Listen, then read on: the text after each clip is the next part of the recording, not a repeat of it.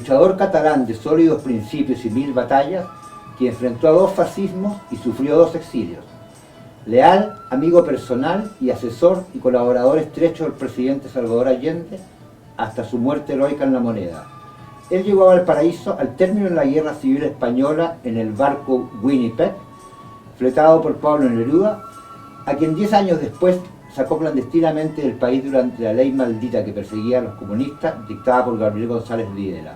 Es dueño del diario Clarín, que fue confiscado por la dictadura de Pinochet y por el cual el Estado aún no le cancela la reparación dictaminada por el CIADI. Asimismo, fue promotor de la detención del dictador chileno en Londres.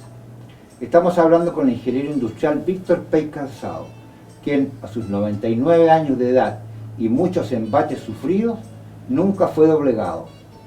Él es un testigo inusual del acontecer de Chile y huraño al primer plano, al que sin embargo ha sido sometido duramente por los amos de la prensa nacional. Su padre, Sigismundo, abandonó el sacerdocio, escribió libros, creó periódicos contestatarios y ante el rechazo de por vida de la Iglesia para contraer matrimonio, cruzó los Pirineos y se casó en Francia con su novia, Manuela, con quien tuvo 3 hijos, Víctor, Raúl y Diana.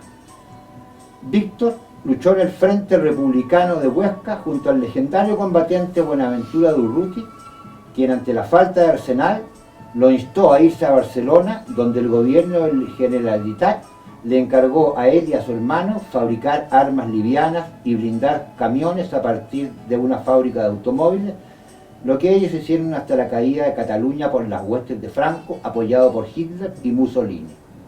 Al fin de la guerra, al igual que sus padres, Víctor y Raúl también cruzaron los Pirineos, pero a pie y en malas condiciones. En Francia fueron detenidos y enviados a un campo de concentración. Tras muchos avatares, se reunieron con su madre y con su hermana, con quienes abordaron el Winnipeg y llegaron a Chile en septiembre de 1939, hace ya 75 años. Hoy, 11 de noviembre de 2014, el Centro de Formación, Memoria y Futuro conversa con este irredimible militante de 99 años de edad, quien sigue luchando por sus derechos. ¿Cómo fue que tú te involucraste en los temas de la República? Porque cuando empezó la República, el 31, tenías 16 años. Bueno, mi padre había sido escritor, periodista, un gran luchador. Había una tradición familiar. La tradición se limitaba a la de mi padre, porque mi abuelo, como te acabo de contar, era un sastre de San Vicente de Torelló, y por parte de mi madre estaba bastante más lejana. Mi abuelo materno era un hombre de izquierda en algún sentido, porque él era masón.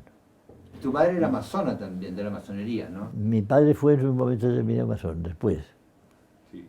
¿Y él? Mi madre perteneció, y mi hermana Y Diana. Y Diana, ambas pertenecieron a la masonería. Yo no. En ese tiempo la masonería en España aceptaba a las mujeres. Aceptaba a las mujeres. Sí, Había logias masónicas de mujeres. No eran mixtas. También la República aceptó el voto femenino, ¿no? La República aceptó, claro. Pero ¿cómo fue que tú te fuiste involucrando en el compromiso tan fuerte como para posteriormente, qué sé yo, participar propiamente en bueno, la guerra civil? Cuando uno estudia, los estudiantes en general en todas partes tienen inquietudes, algunas deportivas, otras políticas. En esa época había un gran fervor político, porque las tensiones que se ventilaban en Europa con el nazismo y el fascismo eran muy grandes, de manera que se hacía dentro de los círculos estudiantiles, había polémicas, naturalmente muy frecuentes y muy apasionadas. Y en ese sentido mi posición era muy clara, que era antifascismo, y que había que luchar porque no se invadiese el mundo entero, porque se veía la avalancha de Hitler que lo invadía todo. Llegaste a Huesca, a la columna de Durruti.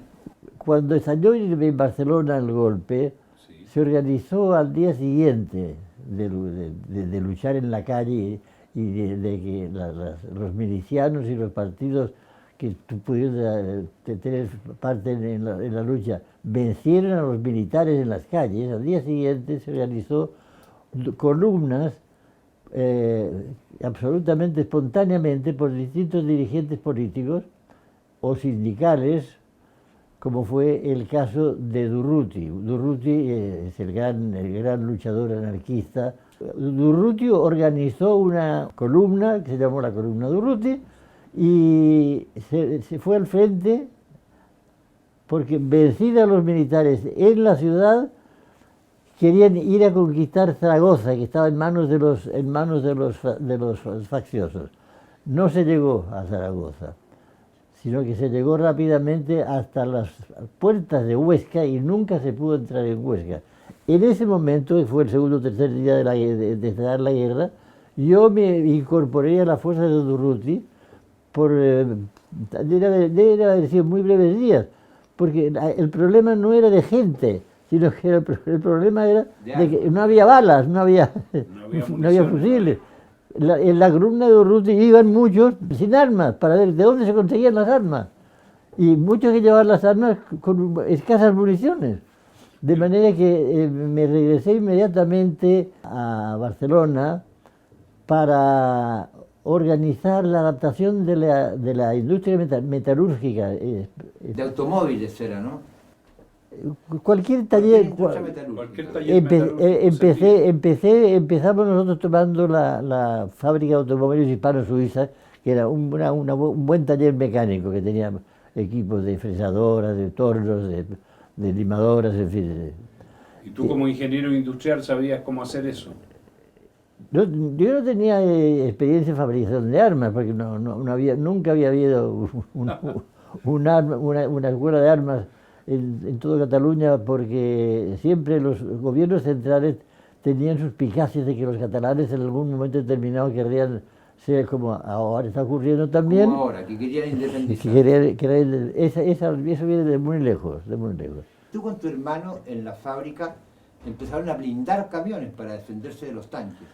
Esto en los primeros días, lo que había que hacer, se estaba luchando en la calle todavía, en las afueras de Barcelona. De manera que la primera protección era topar camiones, ponerles planchas de acero para que la gente que estaba dentro del camión tuviese cierta protección. Y eso las planchas y los camiones estaban en la hispano-suiza. Y la hispano-suiza, el dirigente sindical de los sindicatos de ahí era un trabajador anarquista, dirigente anarquista de cierta nota, Eugenio Vallejo. Fue con él que nos incorporamos a producir el material este.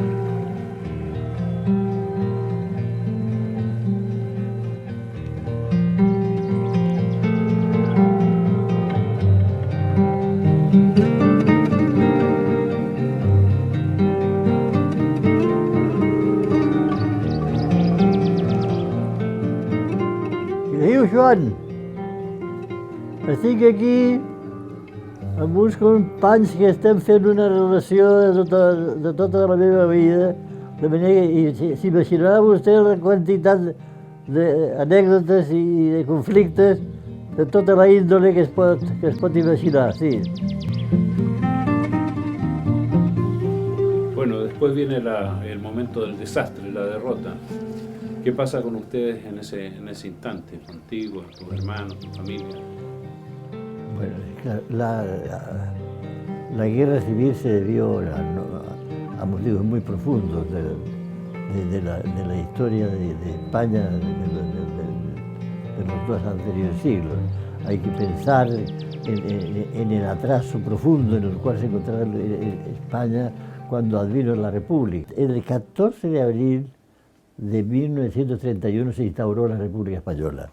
En esa época, en España, la mitad, el 43% de los españoles era analfabeto. De manera que eso significaba que la fuerza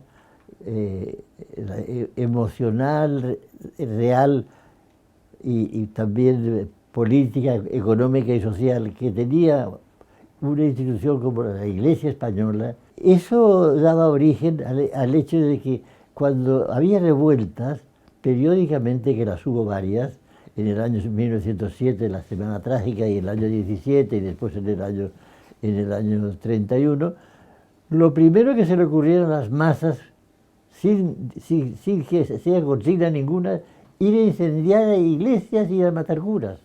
Bueno, la guerra civil española te cambió absolutamente la vida. Después de tu viaje con tu hermano por los Pirineos, finalmente conoces a Neruda en París, después de un campo de concentración, y vuelven en el Winnipeg. Acá con tu hermano ustedes se dedican a su profesión en el norte de Chile, muy exitosamente. Incluso tu hermano fue declarado hijo ilustre. Y tú conoces en tertulias familiares en la casa de Aníbal Jara, que era director de la hora, tú conoces a un personaje que se llamaba Salvador Allende, con quien trabaste una entrañable amistad que duró hasta su muerte en La Moneda. Tú habías sabido de él cuando llegaste en el Winnipeg, pero fue en la casa, entiendo, sí, de Jara. Esa es una parte muy importante en tu vida, tu amistad, tu estrecha y leal amistad con Allende hasta los días de su muerte. Bueno, Allende era una persona política muy conocida ya cuando llegamos nosotros en el Winnipeg. Hay algunos autores que establecen que Allende fue a esperarnos al Winnipeg, a llegar al Winnipeg a Valparaíso, en razón de que él era ministro de Salud o de Salubridad del presidente Pedro Aguirre Cerda.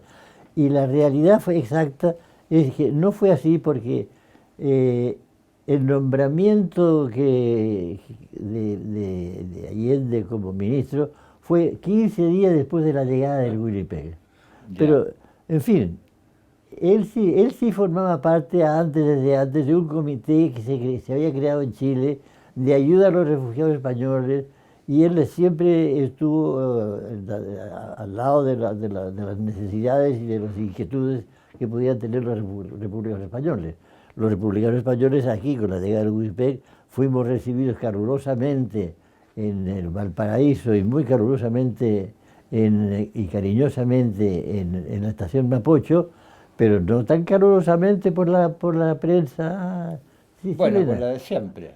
Claro, de manera que había de todo. Éramos objeto también de polémica nosotros mismos. Yo conocí a Allende en uno de los lugares en los cuales nos hacían, pocos días después de la llegada, nos hicieron algunos homenajes, generalmente casi todos organizados por el Partido Comunista.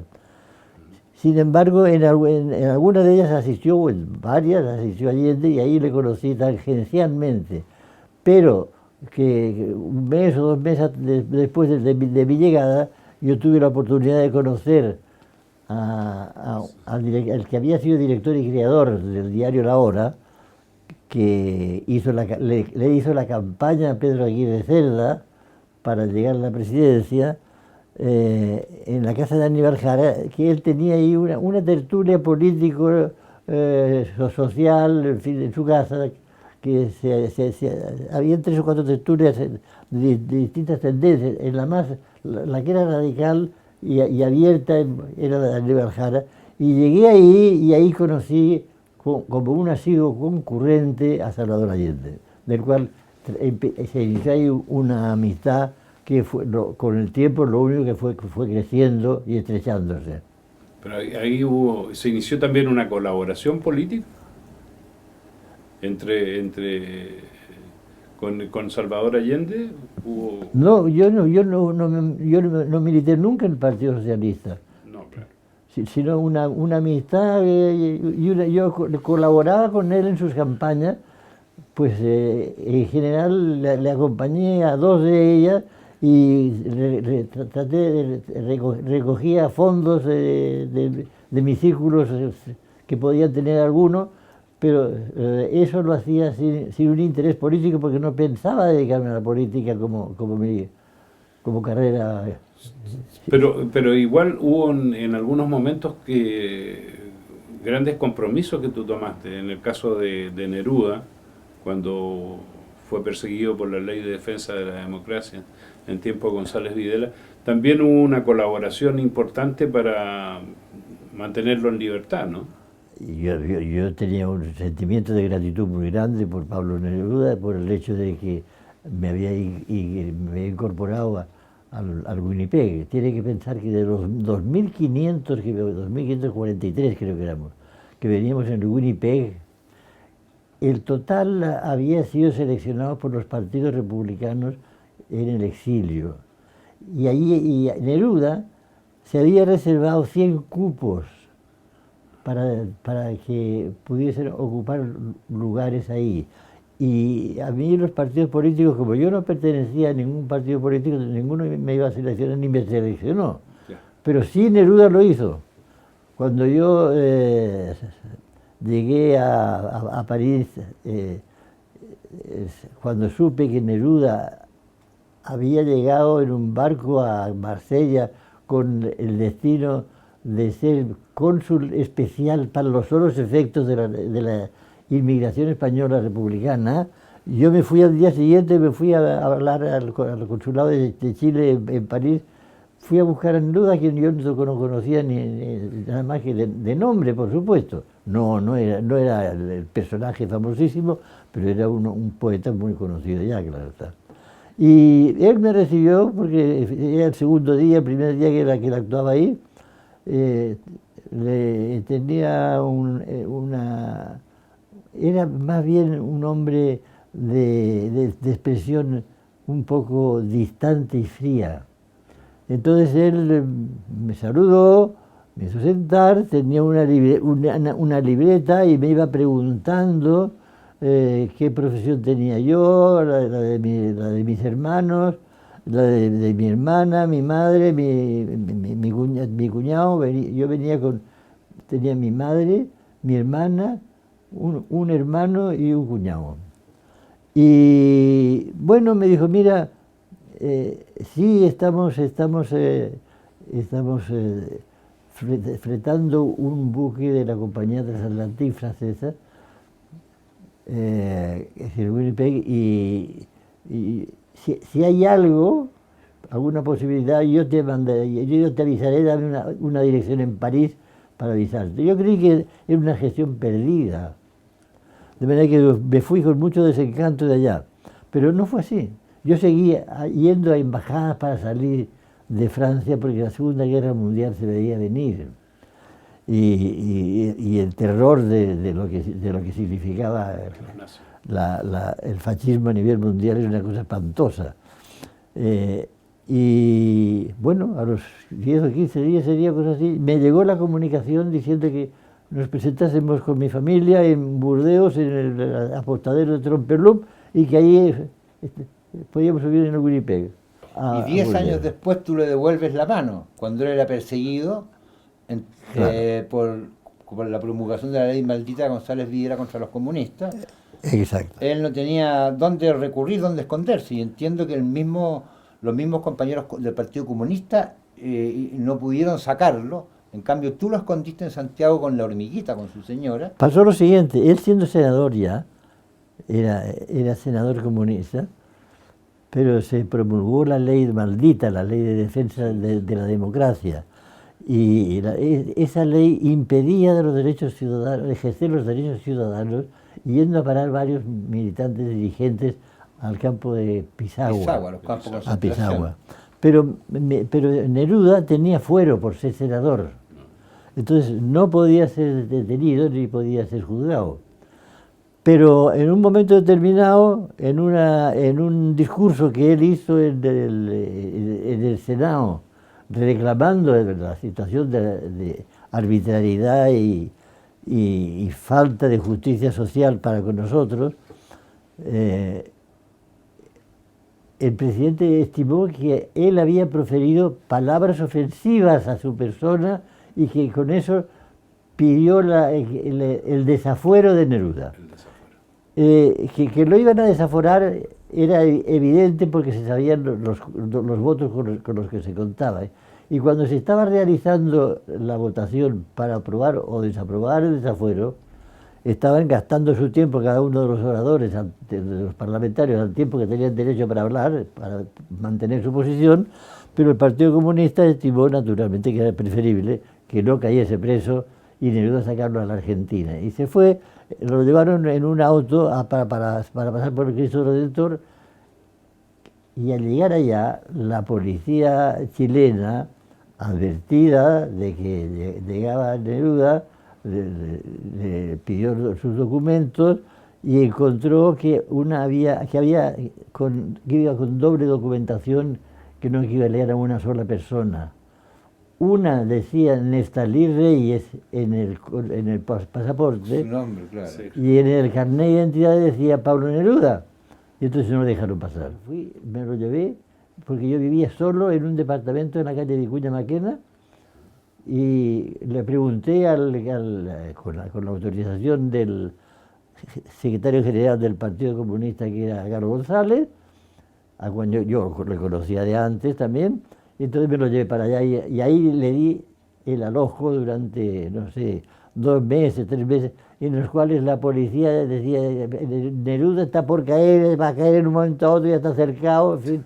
Puro cuento era. Puro cuento, y yo iba al restaurante Oriente, compraba el almuerzo, me iba a hacer ver que había vida corriente, iba en la noche para que el conserje me viese que yo entraba, porque era tal la escandalera publicitaria que había sobre el prestigio de la policía. Iba el prestigio de la policía. No lo pillaron. Y cuando pasaron 2 meses y medio o cosas así, el partido creyó pertinente, porque todas las cosas se desgastan, creyó pertinente llevarlo a otra parte. Y estuvo dando vueltas durante un año y medio. Neruda fue perseguido clandestino en su país durante 1 año y medio. Se me ocurrió la idea de sacarlo por el sur. Otro de los personajes que también tuviste una relación, incluso le ayudaste a traer una rotativa a Chile, fue Darío Sanmarit, que posteriormente, en los años 70, él se fue de Chile por problemas personales y te vendió el Clarín, que fue confiscado por la dictadura. Tú iniciaste varios juicios a nivel nacional, incluso llegaste al CEADI. Independientemente de Allende, en fin, yo era muy amigo de Darío Sanmarit, al cual había conocido yo en los viajes que yo hacía a Arica, mientras estuvimos haciendo el puerto de Arica. Un día en un viaje me encontré allá con un gran amigo, que era Jorge Belé, que andaba acompañado de este señor, que era Darío Sanmarit. Me lo presentó. Y Darío Sanmarit me pidió que si yo era ingeniero, a ver si yo le podía ayudar en algo, porque estaba tratando de montar una rotativa plana. Y ahí empezó una relación de amistad y de colaboración con Darío Sanmarit. Yo le ayudé entonces a montar esa rotativa. Después él compró una rotativa alemana, de Alemania Oriental. Y en las negociaciones para la compra participé decisivamente yo en eso, todo eso. Se trajo la rotativa alemana, que es donde en realidad salió impreso Clarín durante todo el tiempo final.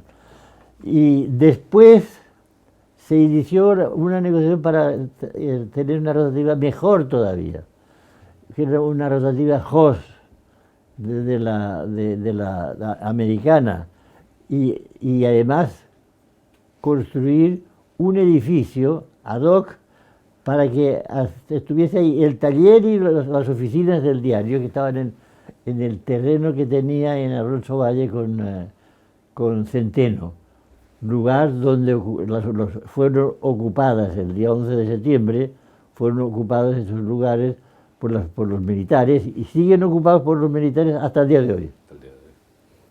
Y un día llegó a Sanmarit y me dijo, mira, el periódico andaba con el mayor tiraje que había tenido en toda la historia, del orden de 200.000 ejemplares o 250.000. Los sábados y domingos, los domingos se llegaba hasta 300.000 ejemplares. 300.000 ejemplares. Cuando el Mercurio tiraba 100.000 ejemplares. Así es. Sanmarit se fue del país por razones personales y tú le compraste el diario, que quedó legítimamente A mi nombre, yo le A tu compré. nombre. La dictadura confiscó el diario. Tú hiciste varias instancias nacionales, juicios y cosas, y nunca se llegó a ningún acuerdo y llegaste al Centro de Arreglos Internacionales de Inversiones. El Estado de Chile siempre tuvo mucho subterfugio. ¿En qué terminó ese cuento? Porque todavía te están adeudando y se niegan a pagar lo que fijó el CIADI. La dictadura arrasó y cuando volvió supuestamente la democracia total, entonces yo actué por los medios ordinarios de solicitar del gobierno que se me devolviese un bien que me había sido ostensiblemente robado. Me dijeron a la primera presentación notarial que hice, se me contestó de que por el Ministerio de Bienes Nacionales se me contestó que se estaba redactando una ley que iba a considerar estos casos y que me acogiese a la ley que se estaba redactando, que efectivamente... De reparaciones. De reparaciones. Que efectivamente la ley estaba en el Parlamento. Y esa ley fue rechazada en el Parlamento. En vista de que se rechazó, entonces no había ya esa ley que esperar, y entonces no me quedaba más remedio que recurrir a un tribunal internacional que está contemplado en un tratado de comercio que se había hecho entre Chile y España, en mi calidad de español. Yo era un español que me solicitaba a un Estado que pagase una indemnización debida por un expolio indebido. Fue así como se empezó el juicio ante el CIADI y los distintos gobiernos que fueron sucediéndose nunca quisieron entrar en una discusión conmigo para establecer un justo precio o devolver los bienes. Yo quiero leer algo, Víctor, textual del CIADI, porque durante el gobierno de Lagos se indemnizó a 4 supuestos propietarios de Clarín, pero el propietario legal eras tú, como quedó demostrado en el juicio internacional con sede en Washington. El CIADI afirma lo siguiente, que la autoridad chilena, al conceder compensaciones por razones que solo ella conoce y que siguen sin poder explicarse, a personas que, según el Tribunal de Arbitraje, no eran propietarias de los bienes confiscados, y al paralizar o rechazar las reivindicaciones del señor Pey Casado referente a los bienes confiscados, la República de Chile cometió una manifiesta denegación de justicia y se negó a las demandantes de manera justa y equitativa. Cita textual del CIADI. Sí, así fue. Yo llevé el caso ante el tribunal. El tribunal aceptó a trámite, y al aceptar a trámite, el gobierno de Chile, en este caso el Estado de Chile, nombró un representante para defender, entre comillas, los intereses del país. Y así se dio origen al juicio que todavía hasta el día de hoy naturalmente sigue. Se dictó por fin un laudo en el cual, en las considerandas del laudo, se establecía que el gobierno de Chile había actuado en el caso denegando justicia y además había actuado de mala fe. Y que yo era el único propietario, concretamente, y que tenía el gobierno que tenía que pagarme. Entonces, el gobierno de Chile solicitó la anulación de ese laudo.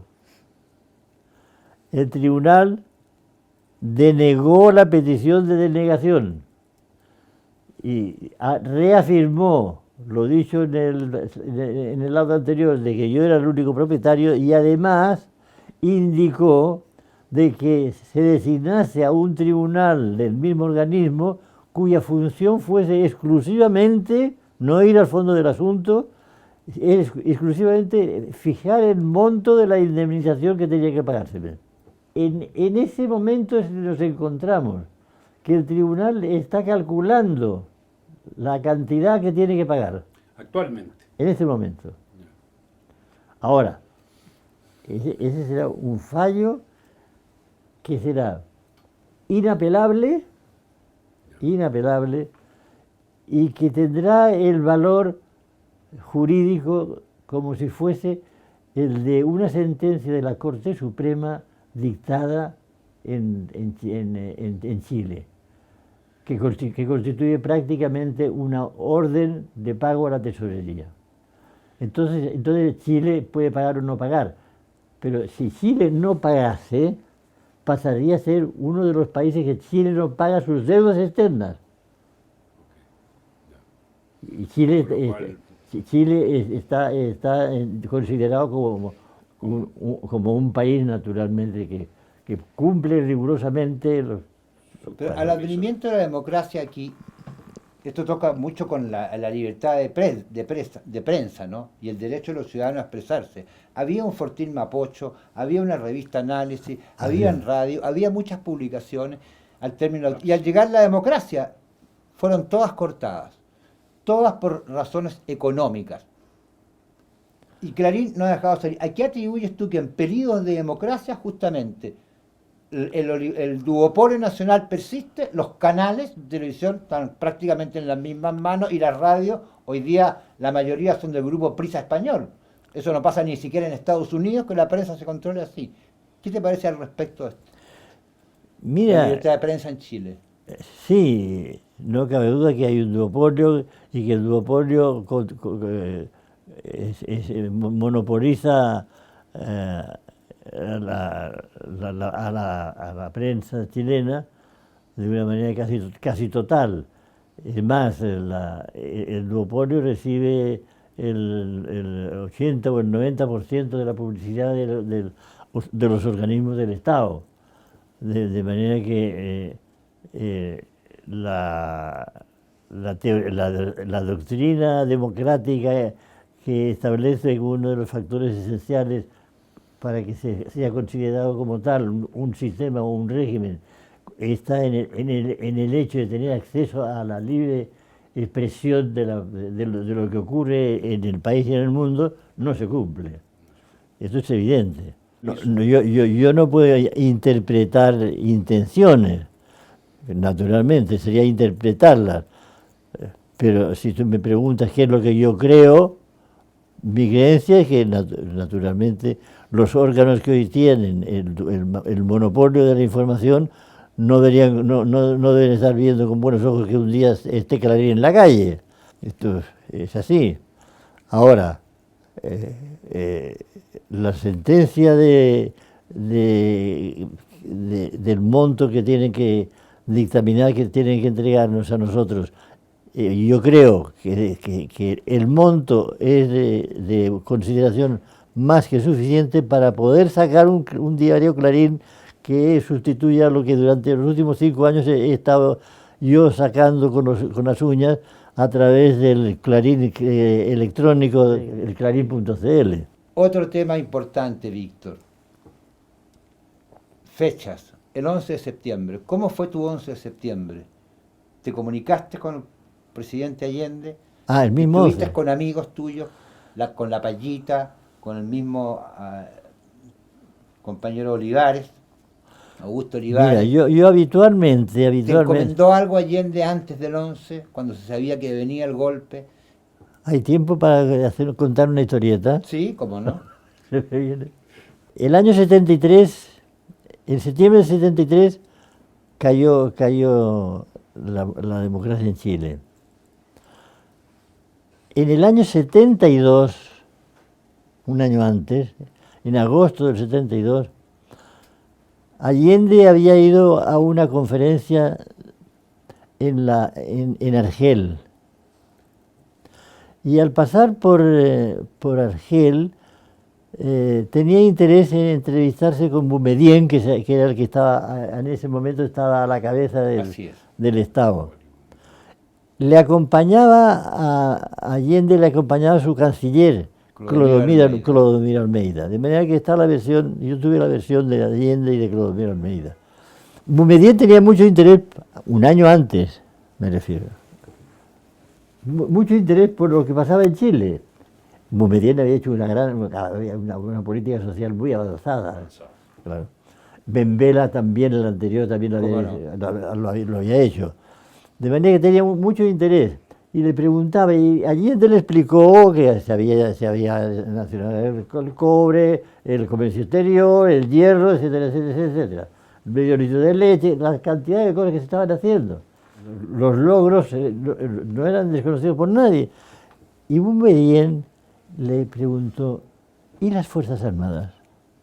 Ah, dijo Allende, las Fuerzas Armadas chilenas son distintas de lo que son las Fuerzas Armadas en general en América Latina, de lo que son en general.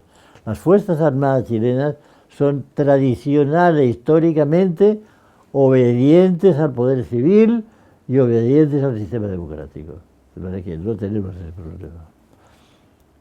Es que las Fuerzas Armadas, las Fuerzas Armadas en Chile no se pueden ser juzgadas de esa manera.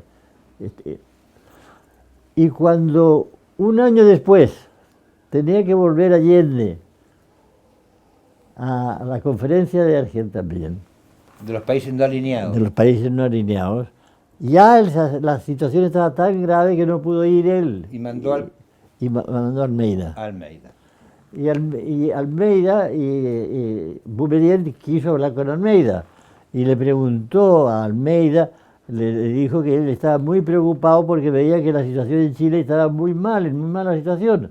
Almeida le contó, le explicó, le dijo que efectivamente que estaba todo, había muchas revueltas, pero que ya la situación se estaba bajo control, se habían tomado medidas y que se estaba ya bajo control y que él que creía que el peligro había pasado, pues el gobierno dominaba la situación.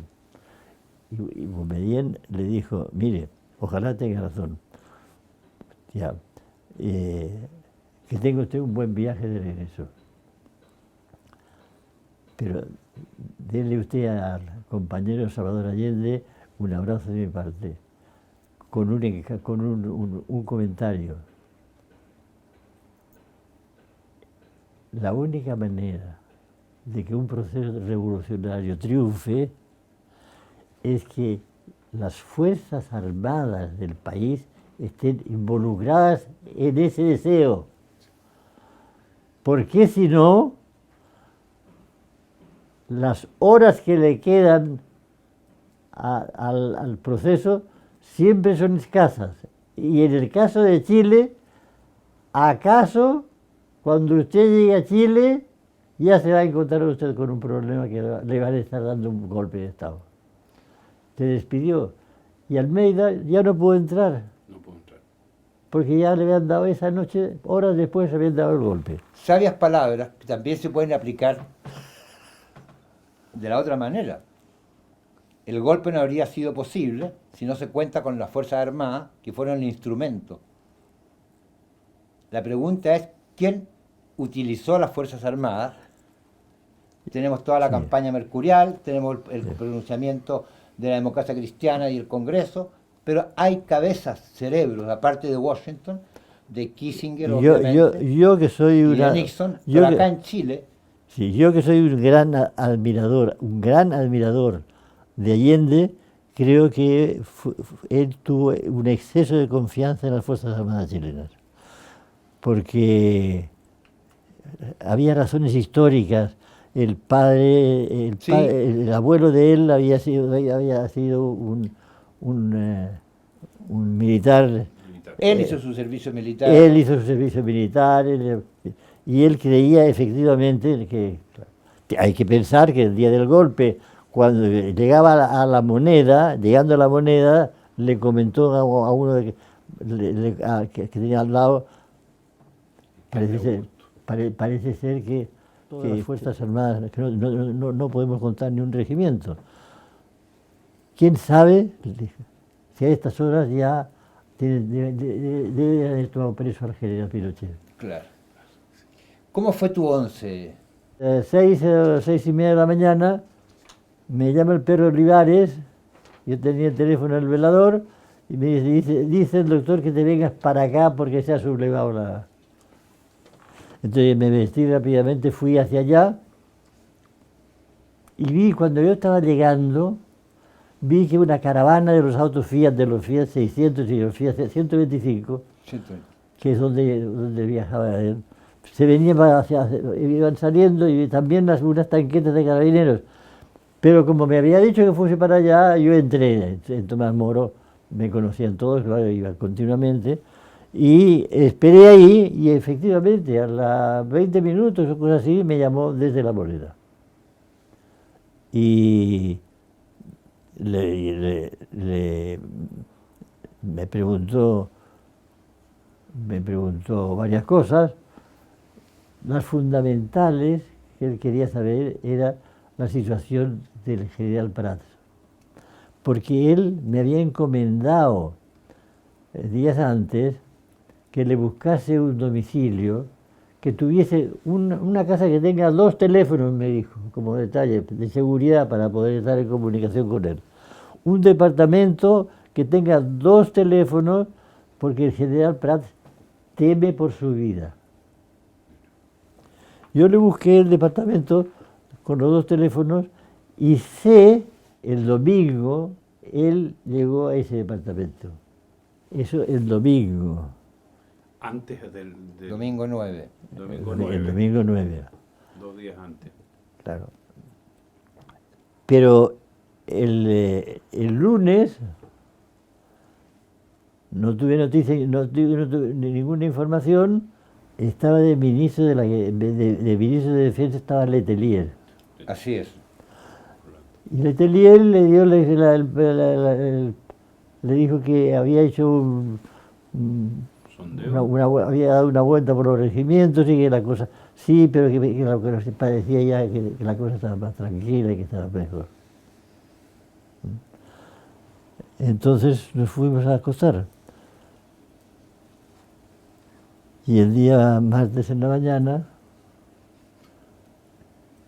cuando yo siento el bombardeo, fueron a bombardear primero bombardearon la casa de Allende. Sí. Tomás Moro. Tomás Moro, y después bombardearon la Moneda. Yo me fui, lo primero que hice es tomar el auto e irme hacia Clarín. Claro, y al día hacia Clarín, y ya antes de llegar a Clarín ya se habían tomado Clarín, se lo tomaron como a las 3 de la madrugada, a las 4 de la madrugada se tomaron Clarín. De ahí me fui hacia la Moneda, y cuando llegué a la calle Moneda, que se bajaba por Moneda para llegar hasta la Moneda, los militares me impidieron ir. Entonces me fui a guardar el auto y estando en eso viene el bombardeo de la Moneda.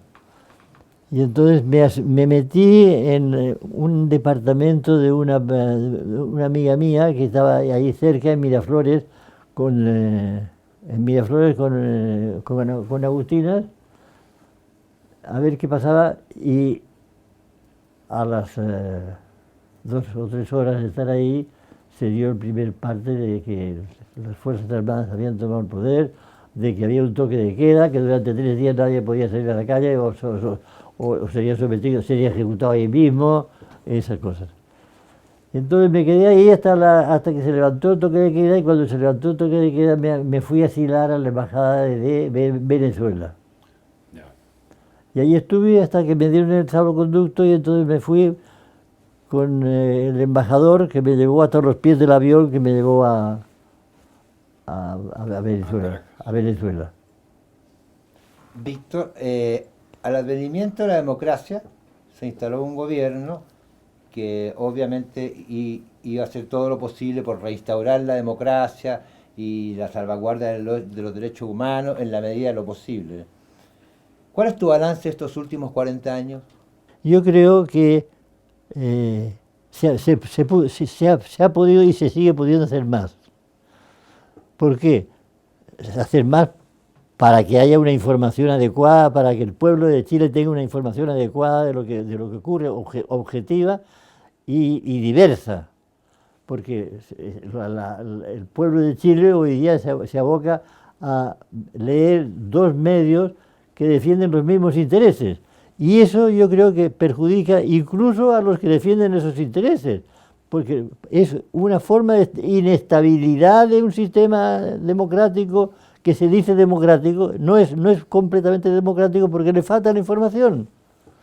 Bueno, Víctor, estamos muy agradecidos por el tiempo que nos has dado, A ti. que nos has entregado, que nuestro Centro de Formación, Memoria y Futuro divulgará. De todas maneras, yo quería que nos diera algunas otras palabras con un mensaje a los jóvenes de Chile, porque me recuerda en este momento las palabras de Allende que dijo: se abrirán las grandes alamedas. Y hoy día los jóvenes luchan y caminan y protestan por las grandes alamedas. ¿Qué mensaje le darías a esos jóvenes? Yo le daría el mensaje de que por dignidad, la dignidad personal le lleva al hombre, o le tendría que llevar a más hombres, a tratar de luchar por un mundo que fuese mejor que el que siempre. Todo el régimen es perfectible. Naturalmente que hoy día aquí no se fusila gente, no se tortura gente, y está mucho de ser lo que era durante la dictadura. Pero también, naturalmente, hay otras cosas que dejan mucho que desear, como por ejemplo una falta de homogeneidad o de justicia social en el reparto de la renta que tiene el país, abismal, que es realmente cometer un delito moral obvio, evidente. También Allende en su último discurso llamó al pueblo a no dejarse avasallar. Sí. Y te queremos agradecer porque tú eres un ejemplo de eso, que nunca te has dejado avasallar en tu vida y sigues luchando. Soy un luchador social que cumple una tarea, la tarea que el pueblo me ha dado, pero que lo entiendan aquellos que quieren retrotraer la historia y desconocer a la voluntad mayoritaria de Chile. Sin tener carne de mártir, no daré un paso atrás, y que lo sepan, dejaré la moneda cuando cumpla el mandato